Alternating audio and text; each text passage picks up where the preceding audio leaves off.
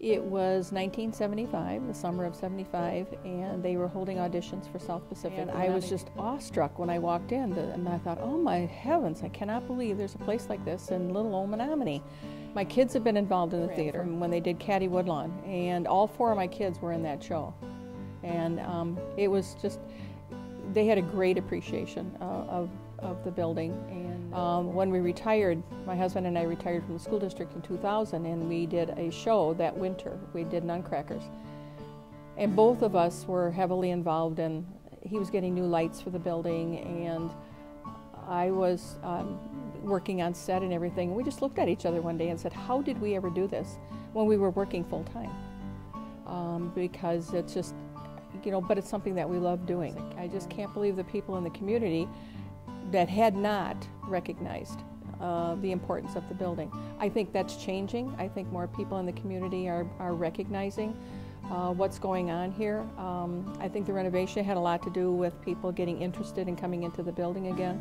But once they get in here, they just really feel a spirit of connectedness with each other and with the arts that I think you get when you walk in this door and you walk in this building and you sit down and you just feel the walls around you and the ghosts around you, the spirits that are in this building, I think are just incredible, and that's what brings people back, as well as what's going on stage.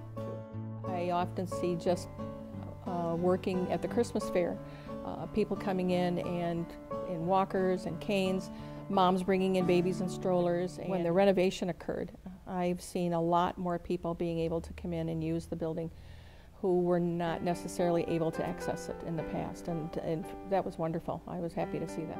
I had a girl from Germany who was in the show. I did Oklahoma here, and she walked up on stage and she said, oh my heavens, what an experience this is going to be. I mean, it just made me smile, and I thought, wow, you know, isn't it?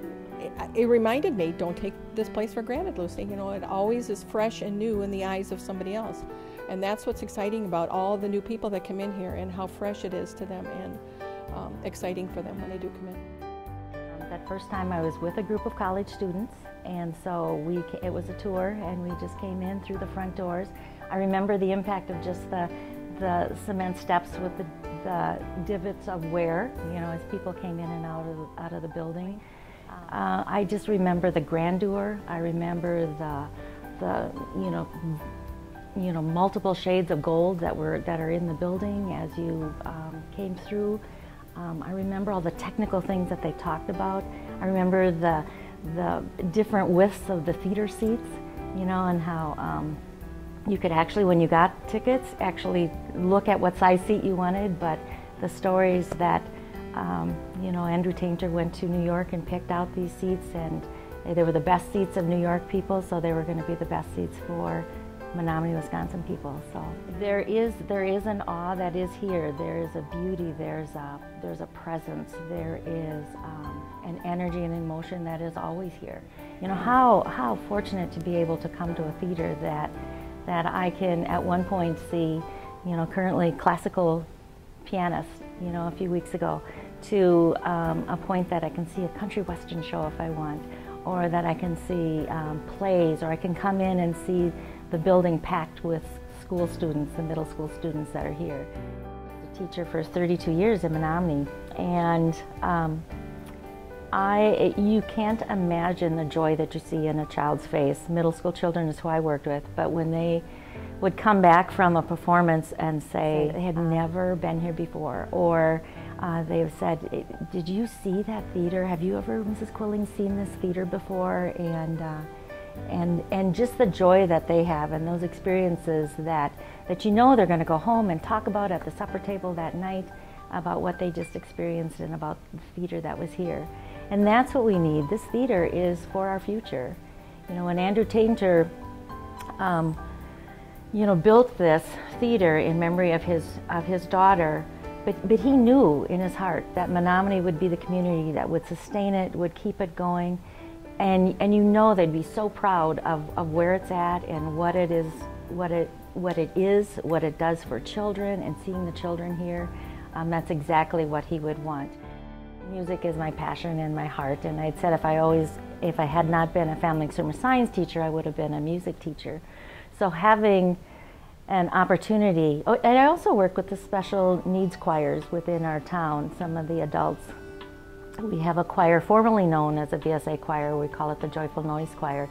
But, you know, but creating relationships where maybe they can actually perform in here too, because they also don't get those opportunities to come in here and experience, you know, this level of a resource and a facility for them to experience. So, you know, it just, as a musical person, you know, where will you find any place that has the acoustics and the dynamics and the feel that you get when you perform here or watch performances here.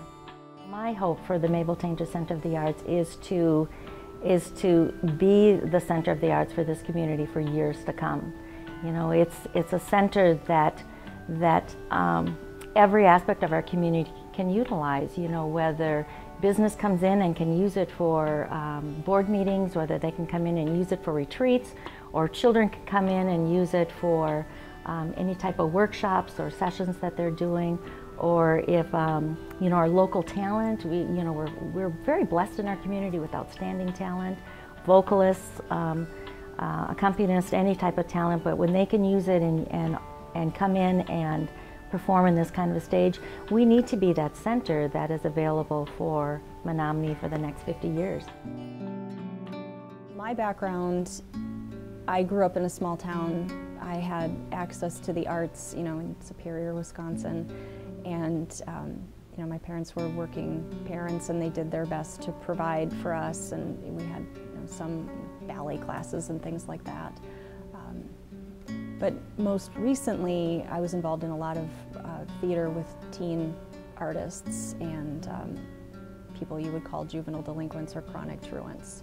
So I taught young people who had ADHD, they'd been diagnosed with ADHD, or former gang members, or kids who had been out on the streets. And I saw the transformative power of the arts on young people, the difference that it could make for somebody who was struggling in other classes, but in theater, when he got to do improv, for example, and got to just be, you know, just be fully self-expressed and not be judged or scolded for it, the difference that could make in other areas of school. Or a young woman who could write a play, you know, to really, you know, express herself in writing in a way that she couldn't do in other classes, the difference that could make for kids.